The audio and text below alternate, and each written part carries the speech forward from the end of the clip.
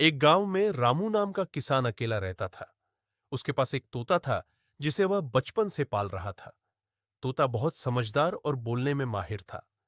रोज सुबह रामू खेत में काम करता और तोता पेड़ पर बैठकर रामू मेहनत करो, फल मिलेगा बोलता रहता। एक दिन रामू बीमार पड़ गया। उसने खेत में जाना बंद कर दिया। तोता हर दिन उसे हिम्मत देता, रामू उठो, मेहनत ही जीवन है। रामू ने धीरे धीरे खुद को संभाला और फिर से खेत में मेहनत शुरू कर दी। कुछ ही महीनों में उसकी फसल लहलहाने लगी।